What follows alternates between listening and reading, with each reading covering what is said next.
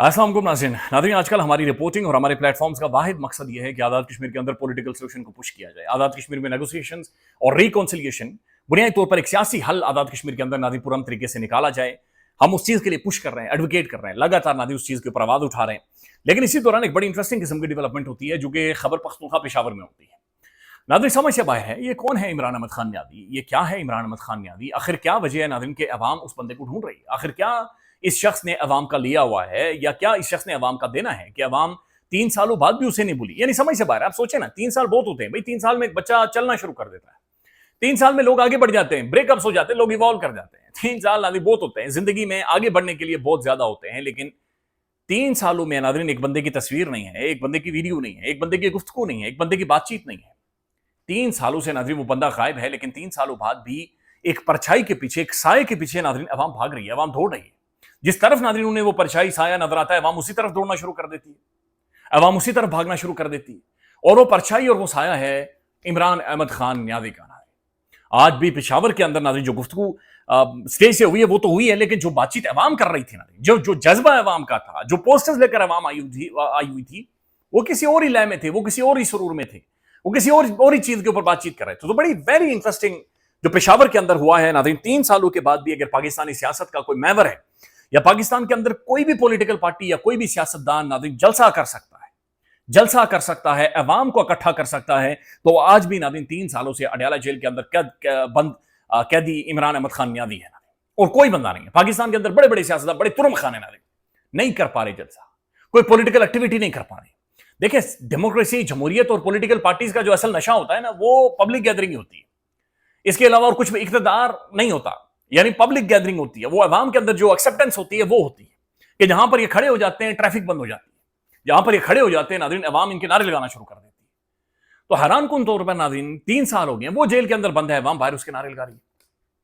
दिलचस्प बात यह भी है कि नाज़रीन जब ये बंदा बंद हुआ था तो उस वक्त कहा गया था कि ये बड़े तजुर्बेकार है और ये आने वाले हैं और चीजें ठीक कर देंगे। और आज नाज़रीन 3 सालों बाद ये ऐलान कर दिया गया कि निजाम ही कोलैप्स कर गया, सिस्टम पूरे का पूरा नाज़रीन कोलैप्स कर गया, सिस्टम की जो तार है वो शॉर्ट हो गई है। तो ये नाज़रीन एक बड़ा इंटरेस्टिंग फिनोमिनन है, बड़ा इंटरेस्टिंग फेज है पाकिस्तान की पॉलिटिक्स का, पाकिस्तान की सियासत का। आने वाले टाइम में आप देखिएगा पॉलिटिकल जो पाकिस्तान के अंदर साइंटिस्ट हैं, पॉलिटिकल टीचर्स हैं, सियासियात है, वो इस चीज को डिफाइन करेंगे। और वो खास तौर पर इमरान खान की जो कैद है इन 3 सालों के ऊपर लिखेगी। मतीउल्लाह जान कौन है? मतीउल्लाह जान नाज़रीन पाकिस्तान में 4 दहाइयों से जर्नलिज्म कर रहे हैं, सहाफत कर रहे हैं। और मतीउल्लाह जान नाज़रीन पाकिस्तान के वो जर्नलिस्ट हैं जिन्होंने पिछले 40 सालों में फील्ड से रिपोर्टिंग की है, यानी स्टूडियो के अंदर टाई कोट पहन कर या वो वाली सिर्फ नहीं की, बल्कि फील्ड से रिपोर्टिंग की है। तो बाकायदा से एक हिस्ट्री को मतीउल्लाह जान साहब ने विटनेस किया। आज मतीउल्लाह जान साहब की वीडियो देखें, वो कह रहे हैं कि इमरान अहमद खान नियाज़ी जिंदा होते हुए अमर हो गया, पॉलिटिक्स के अंदर अमर हो गया। क्या किया था आखिर खान ने नाज़रीन 3 सालों में? कौन सी बेहतरी इमरान खान कर गया था? आखिर क्या वजह है नाज़रीन के अवाम इमरान अहमद खान नियाज़ी को छोड़ नहीं रही?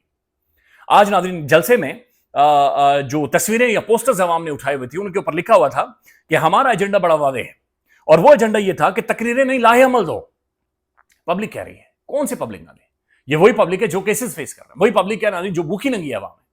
फिर वो कहा गया कि हमारा 1 पॉइंट एजेंडा है इमरान अहमद खान नियाज़ी 3 सालों से जो बंद है। फिर कहा गया कि खुद लाहे अमल दो, नहीं तो हम खुद लाहे अमल दे देंगे। अवाम कह रहे हैं, और वो अवाम कौन है पता है? ठेले वाला, दुकान वाला, आम नाज़रीन बकरियां चलाने वाला, आम उस्ताद, प्रोफेसर, कोई वकील होगा नाज़रीन, कोई दुकानदार होगा, आम लोग। वो कह रहे हैं कि भाई तुमने अगर लाहे अमल नहीं देना तो बताओ, हम तुम्हें लाहे अमल दे देते हैं कि भाई लाहे अमल क्या होता है, हम तुम्हें बताते हैं। अच्छा, सोहेल खान आफरीदी तकरीर कर रहा है, पीछे रोला पड़ा हो, डी चौक, छोड़ो बातें, डी चौक की बात करो, खान के हवाले से बातचीत करो। अच्छा, फिर नाज़रीन गेट के अंदर जितना रश था, यानी जलसागाह में जितना रश था उससे डबल जलसागाह से बाहर था। एक मैसिव क्राउड नाज़रीन जलसागाह के बाहर भी खड़ा था। तो 3 सालों के बाद भी पाकिस्तान की सियासत का रेलिवेंट तीन बंदा अगर कोई है तो वो इमरान अहमद खान नियाज़ी है। अब नाज़रीन सोहेल खान आफरीदी ने चंद गुफ्तगू की है, वो आपके सामने रखते हैं, लेकिन उससे पहले नाज़रीन एक कॉलम है जो कि सोहेल वड़ाई साहब का कॉलम है। ये बड़ा इंटरेस्टिंग कॉलम है।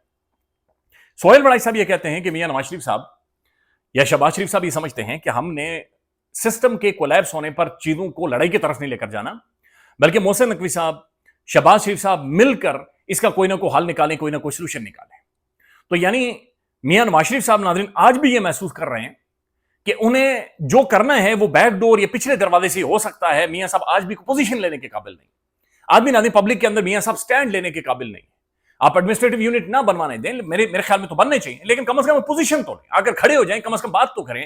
میاں نواز شریف صاحب ناظرین 3 دفعہ کے پاکستان کے پرائم منسٹر, کریڈٹ لیتے ہیں کہ پاکستان کے ایٹمی دھماکے انہوں نے کیا, اور انہوں نے کیا, انہیں کا کریڈٹ ہے, میاں نواز شریف صاحب کا کریڈٹ ہے.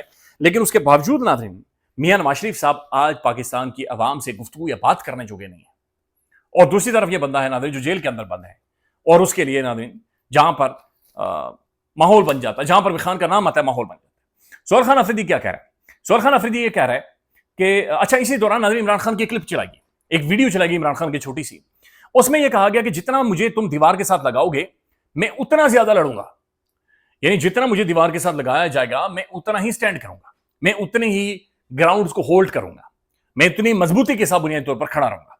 اس کے بعد سہیل خان آفریدی نے کہا, انہوں نے کہا کہ جناب بات یہ ہے کہ خان کے دور میں معیشت 6% کے ساتھ گرو کر رہی تھی, فیکٹریوں کے اندر ناظرین ملازمین کی جگہ ختم ہو گئی تھی, اور پاکستان کے اندر ناظرین حالات ٹھیک تھے, حالات بڑے بہتر تھے.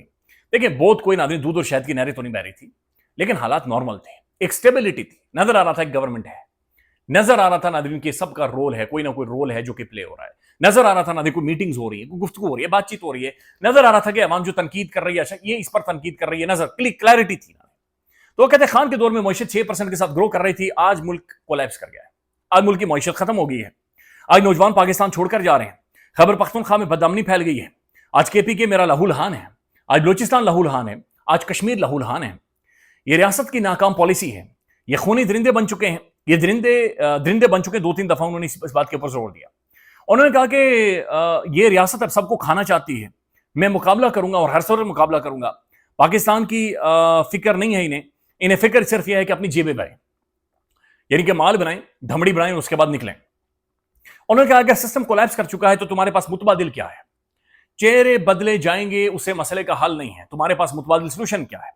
تمہیں امن چاہیے تو عمران خان آئے گا تو پاکستان میں امن ہو جائے گا.